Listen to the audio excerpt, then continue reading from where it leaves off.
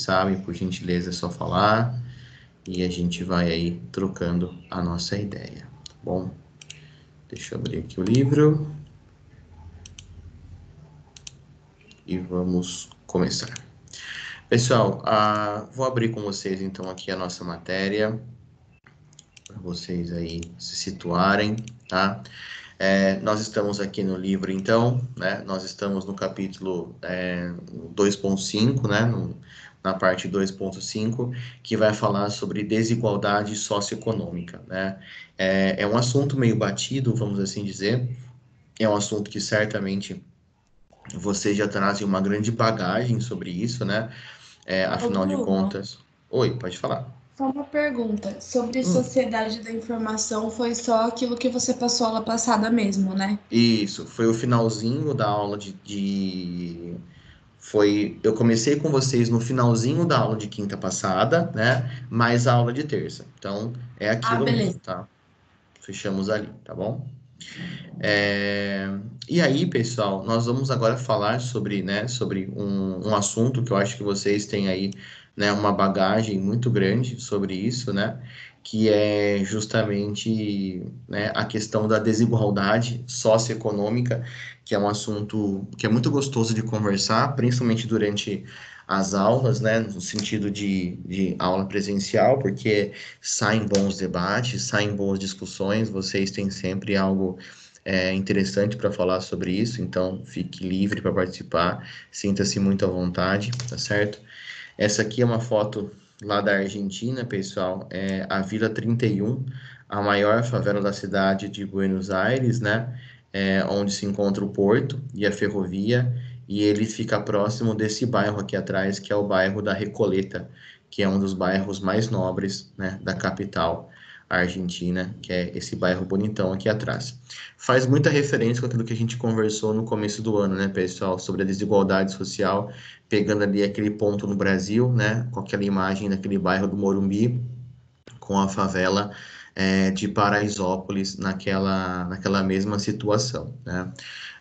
Bom, quando a gente fala sobre desigualdade socioeconômica, né, pessoal, a gente está falando então basicamente sobre pessoas que possuem diferentes modos de vida, principalmente relacionados aí, por exemplo, né, com questões que algumas delas fogem do seu controle, né? Então, uma desigualdade socioeconômica muitas vezes é um produto gerado, né? Isso é uma consequência de uma série de ações, aonde muitas vezes aqueles que mais sofrem com isso, de fato, não são as pessoas que foram responsáveis por eles, né? Eu quero dizer que isso é mais uma consequência de uma série de problemas no processo de formação, né, econômico de um lugar, do que de fato a culpa das pessoas que estão ali vivendo nessa situação. Afinal de contas, ninguém acorda um belo dia e fala: Nossa, meu Deus, que vontade de morar embaixo da ponte hoje, né? Não é isso que acontece. As pessoas vão para uma área como essa porque existe uma necessidade, né? Existe algo que não permitam que elas desfrutem da mesma vida com o pessoal que mora nos prédios atrás, então elas precisam ter essa condição socioeconômica, tá? Nós vamos explorar um pouquinho isso na aula de hoje para falar, inclusive, sobre os motivos, né? Por que que a gente chega aí em situações como essa. Mas beleza, vamos continuar. Quando a gente fala sobre a desigualdade socioeconômica, pessoal, é muito importante que a gente trace o seguinte paralelo. Toda sociedade é desigual, tá? Existe a desigualdade na nossa sociedade desde que o mundo é mundo. A partir do ponto que alguém arrecadou um pouco a mais do que o outro, isso já tornou a sociedade desigual. Então, mesmo em tempos passados, onde você tinha, né, muito menos opções de compra, onde você não tinha um fortalecimento do mercado, aonde de fato, né, esse mundo capitalista ele era muito longe, né, da sua existência, você já tinha pessoas que tinham mais posses, pessoas que tinham menos posses, pessoas com mais terras e pessoas com menos terras, pessoas que eram donas de alguma coisa e pessoas que trabalhavam para essas pessoas, né? Então, a concentração no mundo, né, a concentração de riqueza, a concentração de terras, a concentração de posses, né, a concentração de qualquer coisa, ela é inerente ao ser humano, né? Ou seja, ela faz parte da gente. A gente acumula, né? A gente junta, a gente quer ter mais.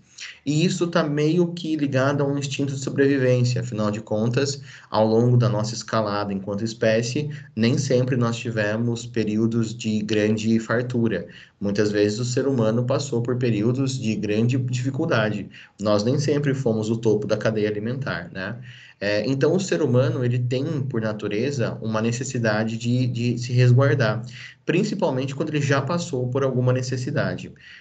Não sei se isso acontece com vocês, mas geralmente as pessoas mais velhas, né, os nossos avós, eles tendem a ser pessoas mais mesquinhas. Mesquinhas em que sentido? Eles tendem a ser pessoas mais pão duro, eles tendem a não querer gastar muito, eles tendem a querer segurar dinheiro, eles tendem muito a querer guardar, né?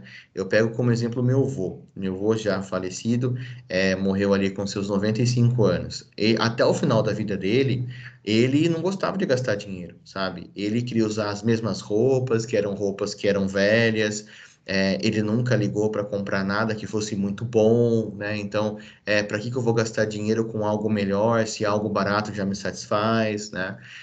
Não tem por que eu comprar um produto melhor, porque o produto mais barato cumpre o mesmo papel. Então, pessoas mais velhas tendem a ser mais mão fechada, né?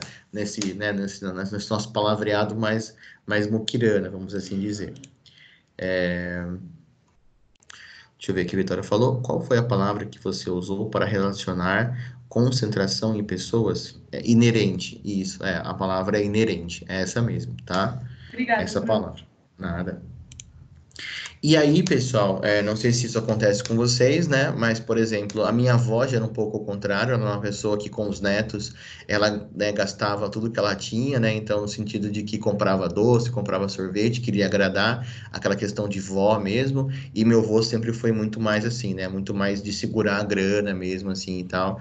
E até mesmo com coisas assim de casa, né? Ele sempre falava que comida não se negava, mas que o resto precisava controlar.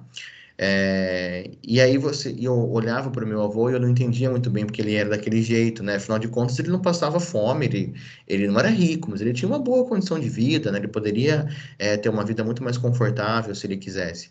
E aí, quando você olha para o histórico da pessoa, né, você entende por que, que o processo de formação dela levou ela a ser assim. Conversando com meu avô, depois de mais velho, aí você descobre, né? Então, ele passou fome na infância, na casa dele nem sempre tinha comida para todo mundo, né? Os pais precisavam ser muito controladores, porque era uma vida muito difícil. Eles trabalhavam no campo, então não puderam estudar, porque vocês sabem, criança no campo significa mão de obra. Então, ele vem de uma criação muito difícil e isso formou ele como um adulto, como um cidadão que via realmente que não era possível ter desperdício. Então, mesmo que ele tivesse muito mais grana do que a família dele teve, né, em relação aos pais, ele foi criado naquele sistema aonde nem sempre tinha as coisas que ele gostaria, né? Nem sempre ele teve aquilo que ele queria e muitas vezes nem a comida ele teve. Então, ele realmente foi moldado em cima disso, né? Por isso que a gente tem que olhar, pessoal, para as pessoas, né? Para as pessoas mais velhas, mas acima de tudo para qualquer pessoa, tá? Para pessoas que são diferentes de nós, que não estão na nossa esfera social, e tentar entender o que leva a pessoa a ser assim, sem pré-julgamentos, né? Mas sim a compreender de fato, por que que as pessoas são daquela forma. Medir o mundo com a nossa régua é muito fácil, né? Medir o mundo com aquilo que a gente tem de bagagem é muito fácil. Aonde, para nós, creio eu, que a maioria nunca faltou nada, que a gente sempre teve tudo, né? A gente pode não ter tudo que a gente queria, né? No sentido de exagero, mas nunca faltou nada do básico para a gente, né? Uma boa alimentação, uma casa, uma estrutura, né, uma escola de qualidade, né? Então a gente precisa entender que nós não somos a maioria, nós somos a minoria, né?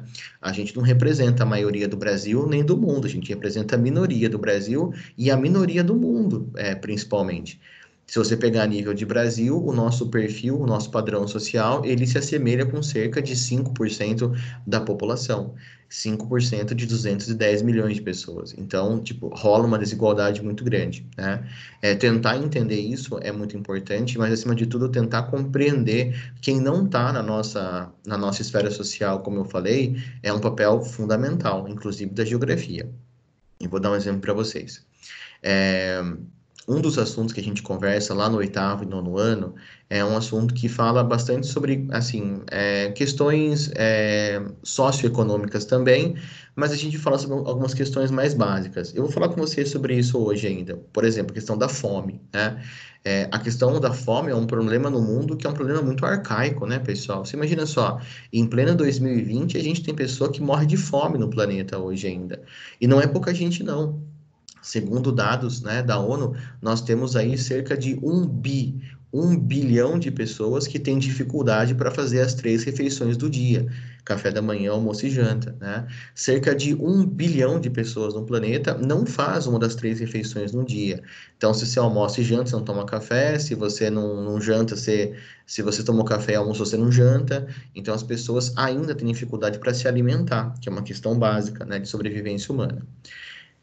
Enfim, eu estava dando aula numa escola pública, né? Não era um colégio particular. Eu sou professor de escola pública, né? E acredito que para mim esse lance de escola pública, eu confesso que é um lance muito mais social mesmo do que de fato econômico, né? Ou até mesmo profissional.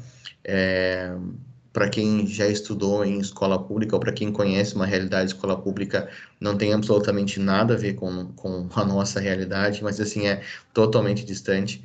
E nesses tempos de pandemia piorou muito, né? Porque eu tenho aula com vocês todos os dias, a gente segue nosso horário normal.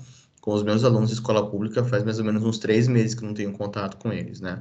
Eu criei, né, uma classe no Google Classroom para poder trocar uma ideia com eles, né? Mas, assim, foi minha iniciativa, entendeu? Porque não tem nada que dê suporte para isso. E nem todos estão, né? Porque, infelizmente, a maioria não tem condição de entrar, a maioria não consegue aí acompanhar. Mas, enfim, né? Divaguei agora que eu estava falando. E a minha relação com a escola pública, pessoal, é porque eu sou filho de escola pública, né? Eu me formei em escola pública a minha vida inteira e eu acredito que, como professor de escola pública, eu estou contribuindo para a formação daqueles que estão ali, sabe? Então, tipo, não acho que as pessoas têm que pensar igual a mim, eu sei que a maioria não pensa, mas é como se eu estivesse fazendo meu papel social, estando com aquela galera que não é privilegiada, né, e que, acima de tudo, não tem acesso a uma educação de qualidade. Infelizmente, grande parte dos professores de escola pública, de fato, não dão uma boa aula, né, são pessoas que não têm uma boa capacitação, e, enfim, é um problema muito grave a questão da educação pública no Brasil. É uma questão para a gente até discutir num outro momento, né, dentro de um outro contexto. Mas eu estava dando aula na escola, né, numa escola pública, e eu estava falando sobre a fome, né? E eu passei para os alunos vários dados sobre a fome, sabe? Falei sobre a questão, né, da proposta alimentar, que é de 2.000 calorias por dia, mínimo, né? Falei aí sobre a questão de dificuldade de acesso ao alimento, mostrei vários indicadores sociais em relação a índice de desenvolvimento humano, qualidade de vida, enfim. E eu problematizei a fome com os alunos naquele momento, né? Tem até um livro muito bom, para quem se interessar pelo assunto, foi escrito pelo Josué de Castro, chama A Geografia da Fome. É bem legal esse livro, viu, pessoal? Fica a minha dica para vocês aí, quem tiver interesse, A Geografia da Fome. É muito bom esse livro. É, E aí, então, eu tava problematizando a fome com o pessoal e tal, trocando uma ideia com eles, e eu tava falando de um modo bem simplório, né, porque era uma turma de oitavo, nono ano, então, né, não era nada assim a nível de ensino médio, e aí um aluno levantou a mão no meio da aula, né, aí ele pegou e falou assim, "Ô, professor, com todo o respeito, né, e ele foi respeitoso mesmo, na verdade, apesar de ter quebrado minhas pernas. Ele falou, professor, você está falando sobre a fome aí e tal, né? Tá falando sobre vários números e não sei o quê. Eu estou tentando prestar atenção aqui na aula que você está falando e tal, mas ele falou assim, desculpa falar, mas o que você sabe sobre fome, né? Aí eu me senti desrespeitado no início, né? Eu falei assim, cara, eu sei muita coisa sobre fome. Eu tô falando minha aula inteira sobre isso. Se você não prestou atenção, meu, né? Eu sinto muito, mas eu tô falando sobre fome há muito tempo e creio que eu sei bastante coisa sobre isso, né? Então eu acho que eu sei muito sobre a fome. Daí ele pegou e falou assim, não, professor, não tô desrespeitando você, não. É que eu só queria entender o seguinte, né? O senhor já passou fome na vida? Aí eu falei, cara. Aí você já sente aquele soco no baço, né? Falei, cara, não, meu, eu nunca passei fome na vida, né? Não posso falar que eu passei fome, vou estar mentindo, né? Se eu falar que eu sei o que é passar fome, você sente fome, né? O almoço atrasou, você chegou mais tarde, não deu tempo de comer. Você sabe o que é sentir fome, mas você não sabe o que é passar fome, né, meu? Aí eu peguei e falei assim, cara, não, meu, não sei o que é passar fome, na verdade, né? Aí pegou e falou assim: não, é porque eu entendo que o senhor está falando em relação aos números, que o senhor está falando em relação aos indicadores, eu entendo o que você está falando, mas é que eu acho que para a gente falar sobre a fome, a gente tem que ter passado fome primeiro para falar sobre isso, né? É, né? Não posso falar que ele não tirou meu ar naquele momento, né? Ou que o chão não sumiu durante alguns segundos, né? Até porque o que eu vou falar o quê para eles, né? Tô vendo vocês colocando aqui no chat. Essa foi a minha reação, né? Eu vou falar o quê pro cara desse, né? O cara quebrou as minhas pernas e eu vou ficar quieto, meu, né? Como é que eu vou dar lição de moral no cara? É claro que não, né? E aí eu peguei e falei assim, cara, eu realmente não sei nada sobre a fome, né? Pensando bem, eu não sei nada sobre a fome. Eu sei sobre a fome dos livros, né? Eu sei sobre a fome dos números, eu sei sobre a fome que eu posso estudar e passar para vocês, né? Mas falar sobre a fome, realmente, eu não posso falar sobre isso, nunca passei. Eu não sei qual é o sentimento, né? Não sei qual que é o sentimento de você chegar em casa e não ter comida no armário, não sei, né? Aí ele pegou e falou assim: pois é, professor, né? É isso que eu estou falando. O senhor está falando tanto sobre a questão da fome, mas o senhor nunca passou a fome para sentir o que é isso. Eu entendi o que ele quis dizer. Vocês também entenderam, óbvio, né? Ele não estava me desafiando enquanto professor. Ele estava simplesmente relacionando um assunto, que era um assunto técnico, com um assunto que para ele era um assunto real, era um assunto da realidade dele, né? Então, ele não estava interessado, por exemplo, em saber que 2.000 calorias era uma que a pessoa tem que comer para se manter viva. Bem, né? Ele estava interessado na comida que ia ter na hora do intervalo, porque talvez aquela fosse a sua melhor refeição do dia, né? E isso é uma coisa que, assim, isso é uma coisa que está muito ligado com a desigualdade socioeconômica, né, pessoal? Porque da mesma forma que existem muitas pessoas que, né, que têm uma grande fartura para se alimentar e depois até existe um grande desperdício, né? Mas isso também é papo para um outro momento.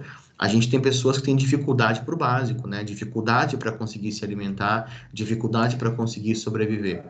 E é como eu disse, né? A partir do ponto que você deixa de julgar as pessoas e você começa a entender o pensamento delas e você começa a entender a realidade que elas estão, você começa a se questionar muito sobre isso, né? E principalmente sobre o que levou as coisas a ficarem assim. É, eu dou aula para sexto ano, meu, entendeu? Então, tipo, eu sei o que é uma criança de sexto ano, sabe? A criança de sexto ano, ela foi feita para três coisas: correr, comer e gritar. É para isso que serve criança de sexto ano, entendeu? É só isso que serve. Ou elas, se elas não estão correndo, elas estão comendo. Se elas não estão comendo, elas estão gritando. Se elas não estão gritando, elas estão correndo. E às vezes elas comem e correm ao mesmo tempo, né? E grita, né? Aí isso é o caos. E quando você olha uma criança de sexto ano que não brinca, né, que não se diverte, né, que não tá ali junto com a galera e fica mais preocupada em ficar na fila da merenda, é porque você sabe que ali realmente está faltando muita coisa. E essa é a realidade da galera do Brasil, entendeu? Essa é a realidade da galera do mundo, né? Essa é a realidade que está escancarada na nossa cara, mas que nem sempre a gente vê. Uma das coisas que o colégio faz, eu acho que vocês chegaram até a participar, se eu não me engano, quando a gente foi, né, eu dei aula para vocês no primeiro ano, eu acho que vocês até falaram comigo sobre isso. Aquele lance da semana missionária, né, que vão para algum lugar e é um lugar onde precisa de uma certa atenção, né, e uma atenção de diversos sentidos, né, social, econômico, espiritual, né, e a partir disso, então, o colégio participa de ações como essa, né? Eu lembro, né, que vocês comentaram comigo que alguns de vocês foram.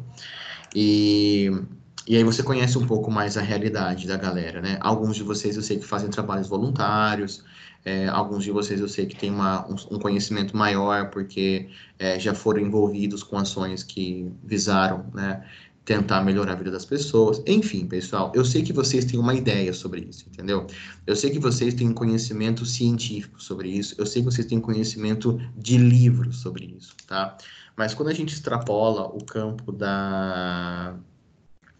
É verdade, Gi. Essa hora é tensa mesmo, né? Porque eles querem, né?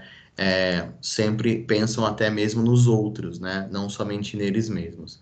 É muito tenso, meu, é muito complicado, né?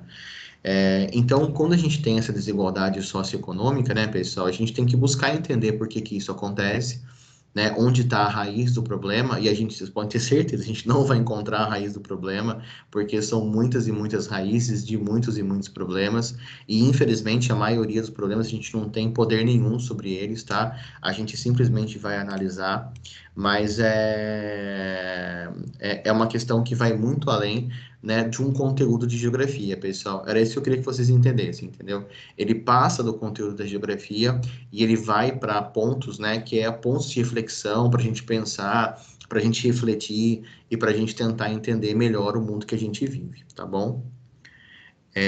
Pois é, Sofia, eu vi você falando aqui no chat.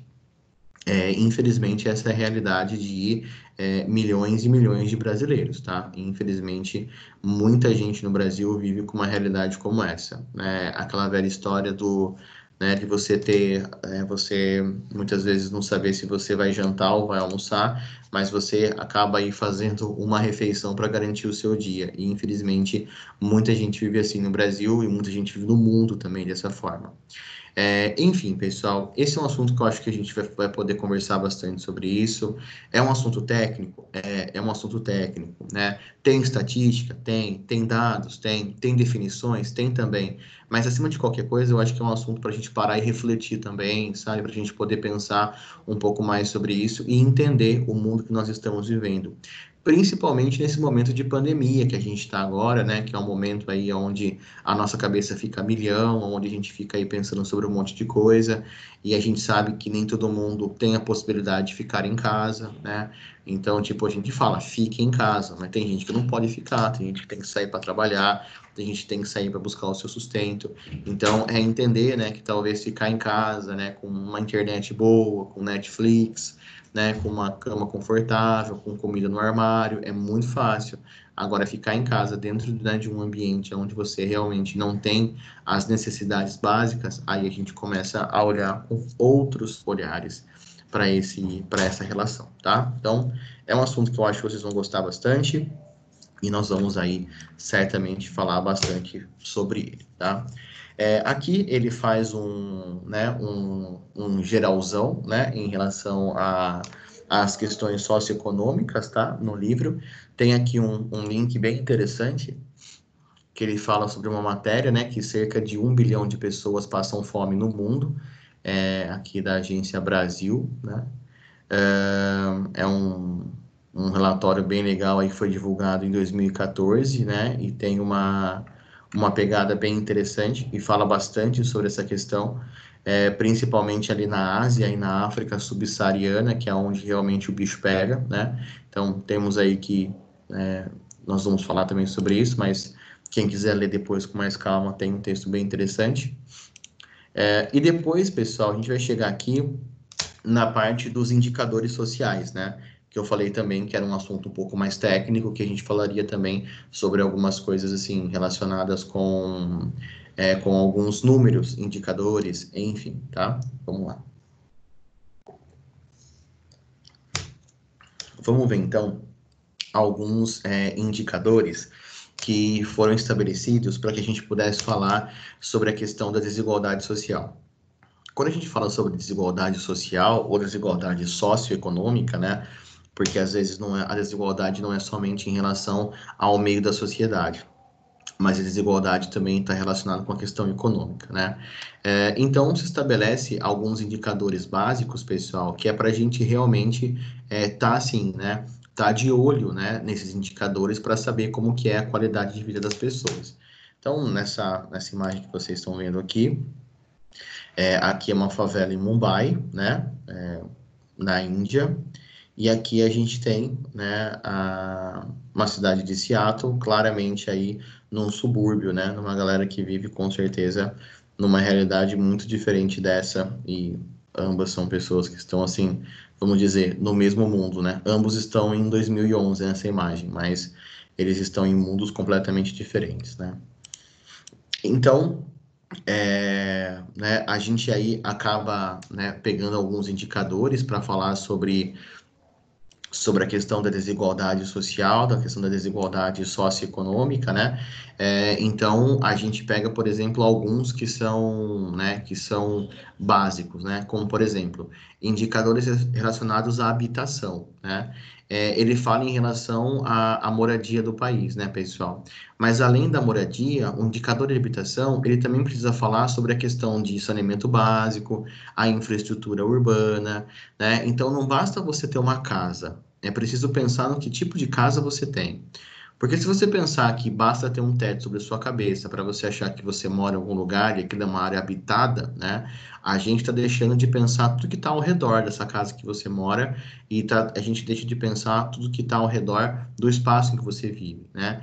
Então, pensar em habitação não é pensar somente em ter um teto sobre a cabeça, mas é pensar principalmente, né, em que teto é esse e o que você encontra ao seu redor.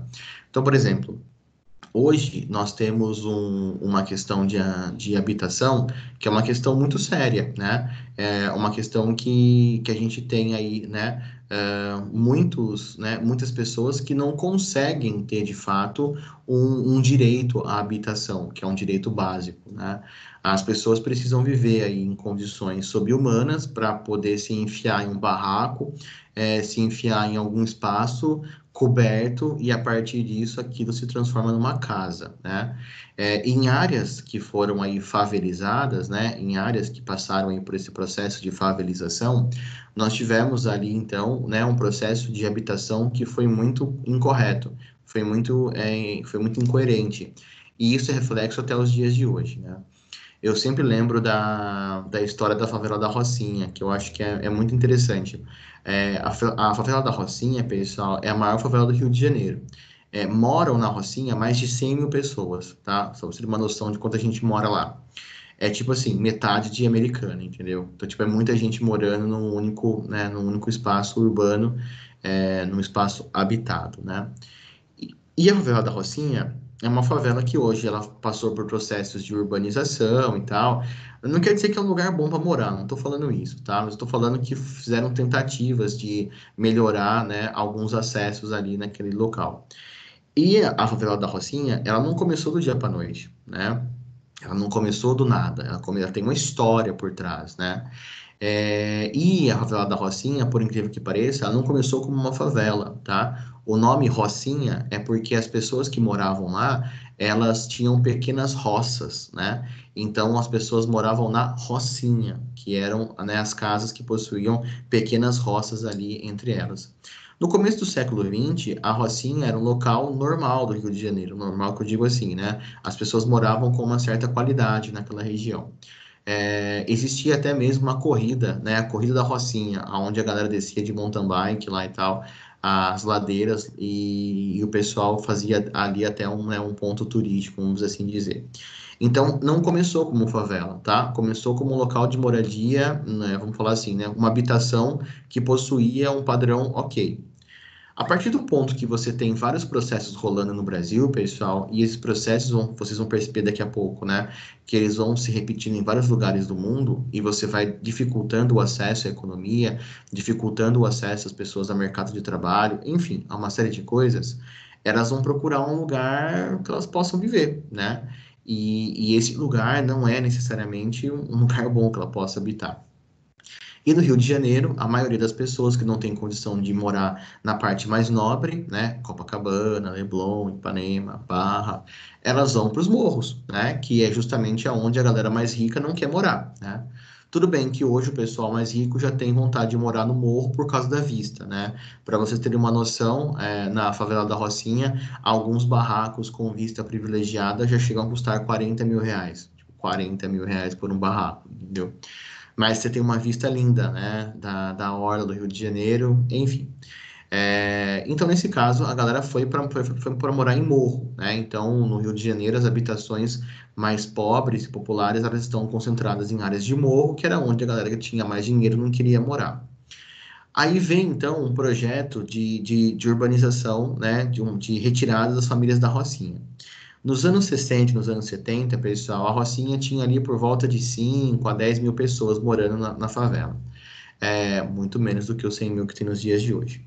E aí, né, o governo do Rio de Janeiro, ele fez um projeto para então tirar os moradores da Rocinha, né, e levar eles para um bairro normal. E o Rio construiu um bairro para os moradores da Rocinha, né, um bairro popular, com casa popular e tal. Mas assim, era um projeto legal, entendeu? Tipo, houve um projeto de tirar a galera da favela de verdade.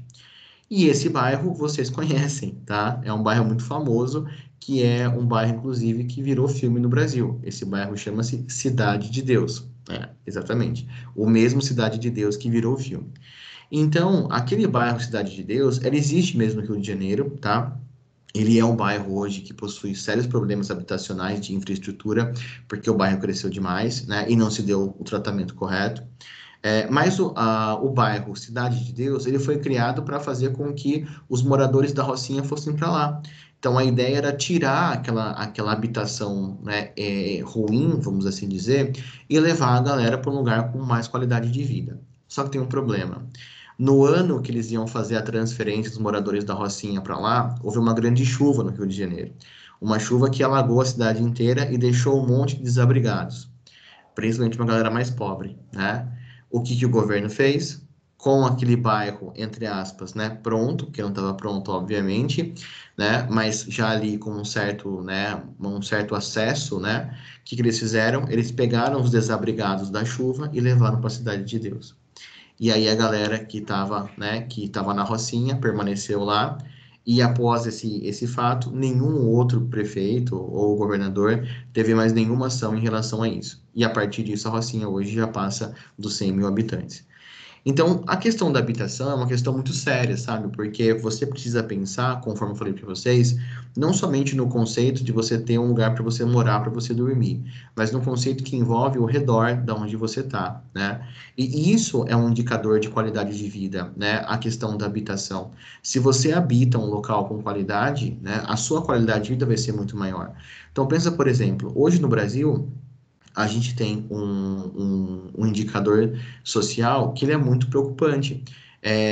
Hoje, a nível de Brasil, tá? De cada 10 casas, 8 não têm saneamento básico. Não tem. 8 não tem saneamento básico. Pessoal, saneamento básico, o nome já fala, é básico, entendeu? É coleta de esgoto. É o esgoto não correr na sua calçada, entendeu? É o esgoto cair dentro de um cano, aí esse cano vai levar para uma estação de tratamento e vai devolver a água para o rio em condições, vamos dizer assim, ok, para poder ter vida ali dentro. É básico, saneamento básico, tá? Hoje, de cada 10 casas, 8 não têm saneamento básico no Brasil. Ou seja, ou o esgoto é coletado, mas ele não é tratado e é jogado in natura no rio, né? Ou seja, simplesmente despeja lá, ou então o esgoto corre a céu aberto, tá? E é céu aberto mesmo que eu tô falando, entendeu? Ele corre na vala das calçadas, aonde a água da chuva corre, vamos falar assim, normalmente, tá? Então, se você pegar os bairros mais pobres e cidades mais pobres, principalmente no norte e no nordeste, é muito comum você ver na frente das casas um fluxo de água contínuo, né? Aí você pensa, caramba, será que acabou de chover? Será que alguém está lavando a calçada? Não, meu, aquilo são todos os esgotos somados das casas das pessoas que vão passando de uma para outra. É isso, entendeu? Tipo, é o esgoto do banheiro, é o esgoto da pia, é o esgoto da casa, sabe? Sai ali num caninho na porta de casa e isso vai rolando, né, até o próximo córrego ou o próximo rio onde isso vai ser despejado. Então, a questão da habitação é uma questão fundamental, como eu disse, pessoal, não é somente você ter acesso a uma casa, mas também é como é o redor da sua casa e como você vive nessa casa, né? Então, o Brasil tem aí, né, um déficit habitacional absurdo, né? O Brasil tem um déficit habitacional gigantesco. Nós temos aí uma questão de acesso à moradia, principalmente nas cidades, que é uma coisa assim, que é inacreditável, né? Nós temos um problema de infraestrutura urbana para habitação que é uma coisa que a gente dificilmente vê em outros lugares do mundo, porque você tem muita gente no Brasil precisando de casa, né? E do outro lado você tem também muita casa precisando de gente no Brasil. Então, o Brasil tem muitos imóveis para você alugar, né? Mas são imóveis caros, que as pessoas não têm condição de alugar e ficam às vezes vazios, ficam parados, né? tem um número muito interessante, né? Se você olhar o número de imóveis parados que existem no Brasil, eles são basicamente o mesmo número de imóveis, né, que poderiam acolher as pessoas que não têm casa no Brasil, né? É uma situação muito controversa, né? É lógico, não estou falando que as pessoas que não têm casa têm que invadir a casa das pessoas, não é isso, óbvio que não, né? Mas é uma relação que você para e pensa, fala, caramba, meu, tem um monte de imóvel parado, né? E de repente essa quantidade de imóvel parado é a mesma quantidade das pessoas que não têm casa, né? Então como que você equaciona, né? Como que você consegue equacionar esses dois lados? É muito complexo, né? Não é permitindo que as pessoas invadam a casa dos outros, não é isso. Mas é você pensar sobre, caramba, será que tem tanto espaço sobrando? E como que eu não consigo adequar as pessoas nesse espaço, né? Então, a questão da habitação é uma questão de fato muito séria, né? E é uma questão básica, onde, infelizmente, muitas pessoas não têm acesso até os dias de hoje. Muita gente mora em área invadida, muita gente mora de favor, muita gente paga aluguel, né? Mas, tipo assim, aquele aluguel, vamos falar, aluguel social, né?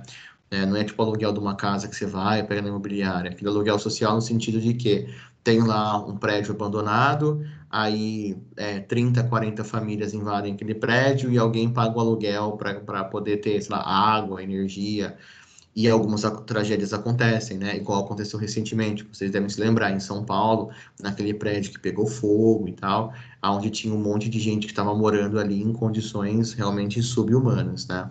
E novamente eu falo para vocês, a gente olha para aquilo, tem que pensar assim, caramba, meu, que complexo as pessoas morarem assim, dessa forma, né? Mas será que elas realmente queriam morar daquele jeito, né? Ou será que foi a solução que elas tiveram para o momento? É de questionar, né? É de se pensar em relação a isso. Uma outra coisa, pessoal, que está relacionada com habitação, e tudo isso é qualidade de vida, tudo isso está falando sobre a desigualdade socioeconômica, tá? Tem também os indicadores relacionados à saúde, né? E habitação e saúde andam muito próximos, andam lado a lado, principalmente quando você pensa que o espaço que você vive pode ser propenso ou não para a sua saúde. Eu estava vendo uma pesquisa lá de Harvard, muito interessante, que eles estavam falando o seguinte, né? Que eles pegaram várias famílias de vários lugares do mundo e eles estavam fazendo, então, pesquisas com essas famílias. E era uma pesquisa sobre saúde, tá? Era sobre saúde. E eles estavam analisando, né, da seguinte forma, que os bairros mais seguros, né, os bairros com mais áreas verdes, os bairros com mais áreas de segurança, você tinha pessoas com menos problemas de saúde nesses bairros. Por quê? Porque a pessoa se sentia segura para fazer tudo que ela precisava a pé. Olha só que eu achei super interessante isso. Então, às vezes, bairro aberto, tá? Não era bairro com ambiente de luxo, não. Eles consideraram que quando o bairro, né, quando o entorno da casa oferece uma condição boa para a pessoa, e ela se sente bem aonde ela está, a saúde dela é melhor porque ela tem condição de fazer tudo a pé. Ela vai no mercado a pé, vai na padaria a pé, ela leva o filho para brincar, ela pode caminhar. E quando o entorno da onde a pessoa mora não é um entorno bom, aonde a pessoa tem que sair somente de carro, né? Ou ela não pode de repente sair a pé por uma questão de segurança, a saúde dessa pessoa é pior porque ela não tem, então, a possibilidade, por exemplo, né, de realizar as atividades ao ar livre, que com certeza garantiriam ali uma saúde melhor. Então, até mesmo o espaço que você vive ao seu redor, ele influencia na sua saúde. E além disso, né, pessoal, não preciso nem falar para vocês, né, que coisas em relação à saúde, né, o saneamento básico, ele está totalmente ligado à questão de saúde, uma vez que, né, que tipo de saúde tem alguém que cresce com esgoto correndo na porta de casa? Que tipo de segurança para a saúde tem uma pessoa, né, que tem esse tipo de convivência, vamos assim dizer. Aí você pensa, né, como que é a saúde em relação à assistência médica, como que é a saúde em relação a medicamento, como que é a saúde em relação à vacinação, como que é a saúde em relação a programas, né, de distribuição de remédios, como que funciona? Porque, assim, a gente tem que pensar que a questão da saúde, ela é uma questão muito básica da questão socioeconômica, porque hoje a gente vê um exemplo claro disso, né? Como que você faz para ter uma saúde de qualidade no Brasil? Você paga um plano, meu, né? E pagar o plano ainda não significa ter uma saúde de qualidade. Pagar o plano, muitas vezes, te dá uma condição de ter uma saúde menos pior, né? Menos pior. porque muitas vezes os planos estão lotados, você não consegue consulta médica, os hospitais, eles acabam ficando super, super cheios. Então, mesmo a saúde privada, né, a saúde que você paga, ainda assim ela não garante que vai ser uma saúde de qualidade. Aí você cai na saúde pública, né? E aí a gente tem que parar um pouquinho e falar sobre a questão da saúde pública no Brasil. Poucos países do mundo, pessoal, poucos países do mundo têm um SUS para chamar de seu. O Brasil tem, né? SUS, o Sistema Único de Saúde. O SUS, pessoal, ele é uma das coisas mais legais que a gente tem no Brasil, mas ao mesmo tempo uma das coisas mais difíceis de fazer funcionar no Brasil. O Brasil ele gasta muito dinheiro com a saúde, tá? Se você olhar o percentual do PIB que o Brasil gasta com a saúde, é quase 10%. 10% de 1 trilhão é bastante coisa, né? Que é aproximadamente o PIB brasileiro. Então a gente gasta muito com a saúde, tá? Porque a gente tem um sistema de saúde que atende basicamente todos os brasileiros. Se você passar mal agora na sua casa e você não tiver um plano de saúde, você vai ter algum lugar para te atender de graça, entendeu? E isso é uma coisa que não existe no mundo, sabe? Fazendo uma comparação com os Estados Unidos, que o Obama tentou fazer um SUS, entre aspas, né? Que foi aquele Obamacare, que era tipo assim, um plano de saúde para cada cidadão americano. Nos Estados Unidos, quando você vai no hospital, tudo é pago, entendeu? Então, você vai no hospital, você vai consultar, você paga, você toma uma injeção, você paga, você toma um remédio, você paga, você fez um exame, você paga. Tudo bem que eu sei que alguns planos de saúde hoje, a grande maioria também são assim no Brasil, né? Mas é um valor muito irrisório, né? Tipo assim, você vai numa consulta é R$ 10, um exame é 30. Eles deixam um valor acessível para a gente poder utilizar um plano particular. Mas nos Estados Unidos, pessoal, a maioria das pessoas, elas não têm planos de saúde porque são muito caros. Normalmente as empresas oferecem isso para eles, né? E os caras precisam se virar por conta própria, porque tem que pagar por aquilo que ele está utilizando, né? Por exemplo, eu vi várias reportagens de pessoas que se curaram do Covid e receberam a conta depois, coisa de US$ 100.000, US$ 200.000, porque foi o tempo do cara na UTI, foi o tempo do cara usando respirador, foi o tempo do cara consumindo medicamento, né? Então, tudo isso é repassado para as pessoas como um custo para eles, né? Então, não existe esse SUS nos Estados Unidos. E ao mesmo tempo, o SUS ele é caótico, né? Porque o SUS é deficitário, não atende direito, as pessoas ficam na fila durante muitas e muitas horas, tem exames que demoram meses, às vezes anos para sair. Então, o SUS ele é um problema deficitário, sem dúvida alguma. Mas o SUS, pessoal, ele é algo que a gente teria que ter assim um olhar muito diferenciado sobre ele, porque imagina você fazer um programa, né, de saúde que acolha 211 milhões de pessoas. Isso é o SUS, entendeu? Hoje, se todos os brasileiros quiserem, você pode hoje sair da sua casa, agora procurar um postinho, procurar um hospital, e um hospital público, e você vai ser atendido. Eu não estou questionando a qualidade, tá? Eu não estou falando que vai ser bom, que vai ser fácil, que vai ser rápido, que vai ser. Eu não estou questionando isso, tá bom? Mas vocês imaginam o que é manter um sistema onde você praticamente gera saúde para as pessoas sem custo, né? Lógico, sem custo na hora do pagamento, porque isso é imposto, né? Então a gente está pagando isso de uma forma indireta, lógico. Mas eu quero dizer o seguinte, né? Que você pensar de uma forma como essa é, é uma forma de você pensar na sua população de forma geral. Então o SUS, ele é assim, a gente deveria defender muito mais o SUS, sabe? Eu entendo que ele tem sérios problemas, tem corrupção no SUS, a galera desvia verba, é uma desgraça em algumas coisas, eu tenho a noção da realidade. Mas eu fico pensando, eu quero que vocês entendam o seguinte, né? Onde que a gente encontra, né, um modelo parecido de algum país que fornece um atendimento médico de graça para todo mundo? Então, é uma questão muito importante você pensar nisso. E o SUS, pessoal, ele salva a vida de muita gente, entendeu? De muita gente mesmo. Mesmo com todas as suas deficiências, mesmo com todos os seus déficits, ele ainda é, às vezes, a única salvação para um monte de gente. Pega, por exemplo, a questão do programa de vacinas do Brasil. Ele é um dos mais completos do mundo. Quem tomou vacina por conta própria já sabe o quanto é caro. Vacinas que são distribuídas de modo gratuito na rede pública chegam a custar 300, 400, às vezes R$ 1.000 para você tomar em pontos particulares. E o Brasil faz programa de vacinação pública há muito tempo, né? Quem promove isso? O SUS, né? Quando você precisa, por exemplo, de alguns remédios de uso controlado, remédios para cardíacos, remédio para pessoas com pressão alta, remédio para pessoas diabéticas. Quem tem vô e vó, né, e são pessoas que têm um poder aquisitivo maior, sabe o quanto que gasta na farmácia, né, sabe o que deixa na farmácia todos os meses. Às vezes ali, né, são centenas e centenas de reais, podendo chegar, sei lá, a mais de R$ 1.000 com medicamentos, né? E a maioria dos medicamentos de controle de alto risco, isso o SUS distribui, né?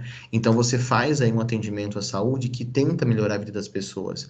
Novamente, pessoal, eu sei, falta remédio, nem sempre tem, é uma fila muito grande para pegar, eu não estou questionando os problemas, tá? Mas eu quero que vocês reflitam sobre a importância, tá bom? A importância desse sistema. Você garantir e você apoiar um sistema que leva saúde para as pessoas de modo gratuito. Isso é uma coisa muito interessante porque você melhora a qualidade de vida da galera. É lógico que o SUS precisava ser muito melhorado, né? Não é porque você tem lá um hospital caindo aos pedaços, tem que agradecer, tipo, pelo menos tem um hospital caindo aos pedaços, né? Não é isso. Mas é a gente tentar olhar e tentar perceber, acima de tudo, né, todas as relações que existem por trás de uma questão básica, né, que é uma questão de saúde, e saúde pública ainda por cima, né, porque a saúde privada, ok, você paga lá a conta, você paga o seu plano, você vai, você consulta, sua vida segue, mas uma questão de saúde pública, né, eu falo para vocês, parece que não, tá, e eu sei que talvez vocês até discordem de mim, mas a nível mundial, pessoal, o Brasil é uma referência em saúde pública, entendeu? A nível mundial, tá? Me entendam bem. Não estou falando de qualidade, tá bom? Eu estou falando que a nível mundial, o Brasil é referência em saúde pública. Por quê? Você basicamente tem um sistema de saúde que foi feito para atender a todas as pessoas, né? E isso a gente não vê na grande maioria dos países, né? A grande maioria dos países, a saúde, ela é privada. Você paga para ter acesso à saúde. Se você não tem condições, então paciência, né? Você vai se tratar com o vizinho, que é a pessoa que vai te atender. E aí você pensa numa estrutura como essa, é uma estrutura que garante, então, aí, né, entre aspas, é óbvio, um melhor acesso à saúde das pessoas. Então, olhar para a saúde, né, não é saber se a pessoa está com a saúde bem ou ruim, é você olhar a estrutura da saúde que ela tem, né? Tem hospital, tem posto médico, tem remédio, tem vacina, tem consulta, tem médico, né? É olhar tudo isso para você saber, então, como que é esse indicador da saúde, né? As pessoas têm acesso a isso, né? As pessoas conseguem ter acesso a isso, como é esse acesso, né? Isso é uma coisa que você olha para ver a condição socioeconômica. Então eu falo para vocês, hoje, infelizmente, o plano de saúde, ele é o que salva a muita gente no sentido de atendimento, né? Hoje o plano de saúde é aquilo que às vezes garante a sua sobrevivência, uma vez que talvez no SUS você não teria a mesma sorte, né? Então, olhar para o SUS e saber que o SUS vai mal, é saber que a saúde do Brasil vai mal, tá? Olhar para a rede privada e saber que ela vai bem, é saber que uma pequena parcela da população está indo bem. Então a gente deveria pensar justamente ao contrário, né? A gente deveria olhar para o SUS e querer o SUS cada vez melhor, porque a gente saberia que a maior parte das pessoas estão sendo bem atendidas e nós poderíamos também ser muito bem atendidos, né? Então, muitas vezes surgem umas campanhas, né, contra o SUS, fim do Ministério da Saúde, não sei o que e tal. Isso é uma questão complicada, pessoal, é muito complexo, porque você tem aí basicamente, né, o SUS, ele atende, né, ele foi feito para todo mundo, mas ele atende efetivamente, né, cerca de mais ou menos aí 150 milhões de pessoas. Mais ou menos 60 milhões de pessoas têm plano médico no Brasil. Algum tipo de plano médico, tá? Então, já pensou você pegar aquilo que sustenta a saúde, mesmo que precária, tá? De 150 milhões de pessoas e falar, beleza, agora vocês se viram? Complexo, né? Muito complexo. Acho que a gente tem que lutar por melhorias e não por extinções, né? Mas, enfim, habitação, saúde, tudo isso está dentro da questão da qualidade socioeconômica, beleza? Só para a gente poder contextualizar com a nossa aula de hoje.